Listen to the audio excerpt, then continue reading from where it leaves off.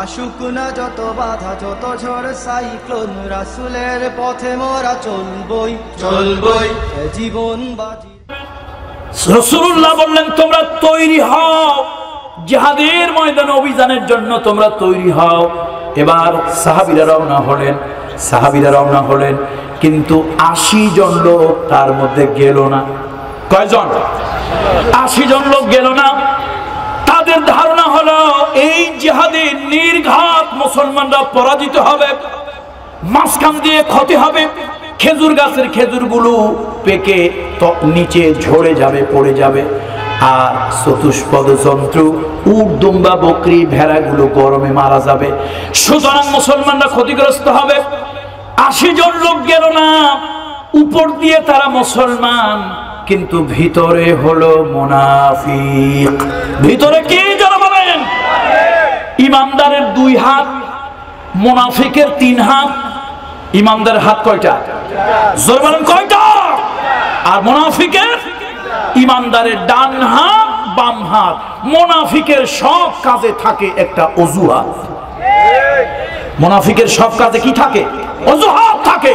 এই জন্য দিনের সব দিন বিশ্বনবীর পিছনে নামাজ পড়ে যাদের চরিত্র পাল্টায় নাই, আল্লাহর হাবিবের ইমামতিতে নামাজ পড়ে যাদের চরিত্র পাল্টায় নাই, ওই সকল মানুষেরা কোন পীর ফকিরের দরবারে গিয়া, কোন আলেমের দরবারে গিয়া, কোন সংগঠনে গিয়া তাদের চরিত্র পাল্টাবে, এইটা আমার বিশ্বাস হয় না।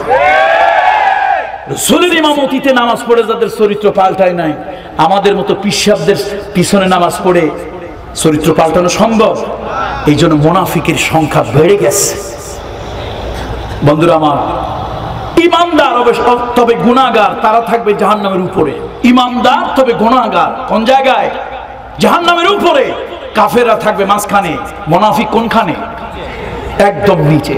তার কারণ হলো না বর্ণচোরা। এই হিপোক্রেট, এই মুনাফিকগুলি দিনে দিনে সব দিনে ইসলামের সব থেকে বড় ক্ষতি করেছে। ওরা ঈদগায় যায়, ওরা জুমায় যায়, ওদের দাড়ি আছে, ওদের টুপি আছে, মুসলমানের গোরস্থানে ওদের দাফন হয়, মুসলমানের মতো নাম, কিন্তু ওরা সব সময় ইসলামের ক্ষতি করার জন্য ওদের দিলটা সব সময় ইসলামের কোরআন সুন্নাহর উল্টা থাকে ওদের দিলটা।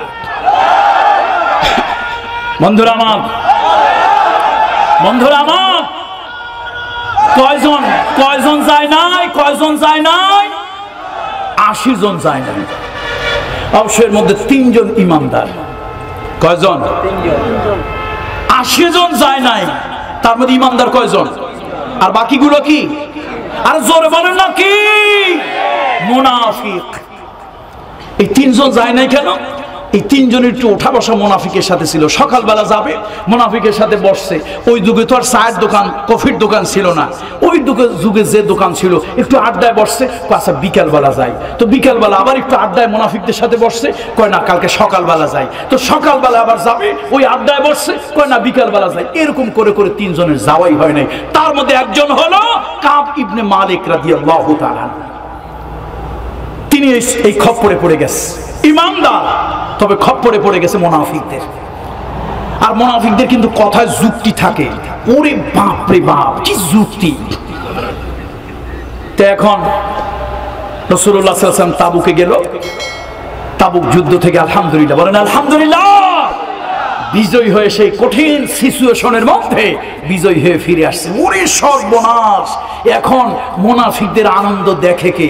ভাবখানা এরকম, খালি এই সমস্যার কারণে যাইতে পারি নাই, যদি যাইতাম তাহলে তো দুনিয়া উল্টায় ফেলাইতাম। ইয়া রাসূলুল্লাহ, হুজুর খালি এই সমস্যার কারণে যাইতে পারি, আর 10টা 20টা কাবদামে আমি একা একা সব মোকাবেলা করতাম। হুজুর এইবার নিয়ত করছিলাম এমন ভাবে নামবো যেই মাথা থেকে ওই মাথা পর্যন্ত একটা খেল খেলে ছাড়বো, ইত্যাদি ইত্যাদি। রাসূলুল্লাহ সাল্লাল্লাহু আলাইহি ওয়াসাল্লাম সহজ সরল মানুষ তো সবগুলি সত্য চিন্তা করছে। এখন ওই 3 জন ইমানদার যারা এই মুনাফিকের পালায় পড়ছে, যাদের সাথে একটু থাকে, খাতির করে, ঘোরাঘুরি করে, ওদের সাথে একটু ভাবতাল লাগায়, ইমানদাররা তো ওদের তালে পড়ে গেছে। এখন ইমানদারের দিলের চিন্তা হলো, বানায় বানায় মিথ্যা যদি কিছু বলি, আল্লাহ তাআলা যদি তার রাসূলকে ওহীর মাধ্যমে জানায় দেয়, তাহলে তো আমও যাবে, সালাও যাবে। কি যাবে? আমও যাবে। চিন্তা করলো, যা হয়, জেল হয়, ফাঁস হয়, জরিমানা হয়, যা হয় হবে, মিথ্যা বলবো না। এই 3 জন কি নিয়ত করলো? বলুন না, কি নিয়ত করলো? মিথ্যা বলবো না। জেল ফাঁস যা রাসূলুল্লাহ দেয় দেখ, আল্লাহর হাবিব যা করে করুক, মিথ্যা বলবো না। রাসূলের কাছে মিথ্যা বললাম খুব চাটু করে দিয়ে, বাপ দুপ দেখাইয়া, ড্রামা দেখাইয়া, অভিনয় দেখাইয়া মিথ্যা কিতা বললাম, হুজুর খুশি হইল। পরক্ষণে যদি আল্লাহ তাআলা ওহীর মাধ্যমে জানায় দেয় তাহলে তো সর্বনাশ। এখন আল্লাহ রাসূল সাল্লাল্লাহু আলাইহি ওয়াসাল্লাম ওই তিনজনকে বলে, শোনো, এই তোমাদের ফয়সালা হলো, তোমাদের সাথে সালাম কালাম তোয়াম লেনদেন ওঠা বসা তোমাদের সাথে বন্ধ। আল্লাহর পক্ষ থেকে ফয়সালা যতক্ষণ পর্যন্ত না আসবে ততক্ষণ পর্যন্ত তোমাদের সাথে সব বন্ধ। এখন তো সাহাবীরা ওই যে তিনজন ইমানদার খুব কান্নাকাটি করতে লাগলো আল্লাহর কাছে, আর মুনাফিকেরা চিন্তা করে যাক একটা ব্যবস্থা হবে। বন্ধুরা আমার, মুরব্বীরা আমার, 50 দিন পার হয়ে গেল। কাব ইবনে মালিক বলেন, এত বড় বিশাল পৃথিবী আমার জন্য যেন ক্ষুদ্র হয়ে গেল, সংকীর্ণ হয়ে গেল। আমি দিনে আল্লাহর কাছে কাঁদলাম, রাতে কাঁদলাম, তাহাজ্জুদে কাঁদলাম, সিজদায় পড়ে পড়ে কাঁদলাম। আল্লাহ তাআলা, আমি তো সত্য বলেছি, আমি তো সত্য বলেছি, আমি তো অলসতা করে যাই নাই। ওই যে ওদের সঙ্গে চলাচল করে অলসতা করে যাই যাই বলে যাওয়া হয় নাই। আল্লাহ তাআলা আমার অপরাধ ক্ষমা করে দাও, আল্লাহ আমার মাফ করে দাও। আল্লাহ তাআলা, তুমি তো দিলের খবর জানো, আমি আর এরকম করব না, এই মুনাফিক গোষ্ঠীর সাথে আমি আর চলবো না, আল্লাহ মাফ করে দাও। 50 দিন পার হয়ে গেল। আল্লাহ রাসূলের পক্ষ থেকে লোক এসে কাব ইবনে মালিককে খোঁজে। তিনি বুঝতে পারলেন নিশ্চয় কোনো শুভ সংবাদ আছে।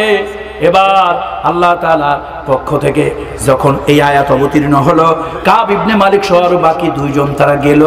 আল্লাহ রাসূল মুস্কি হেসে বললেন, আল্লাহর পক্ষ থেকে তোমাদের জন্য ফয়সালা চলে আসছে।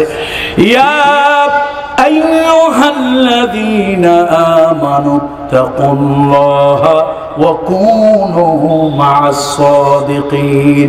ও ঈমানদারেরা, আল্লাহকে ভয় করো, আল্লাহকে ভয় করো।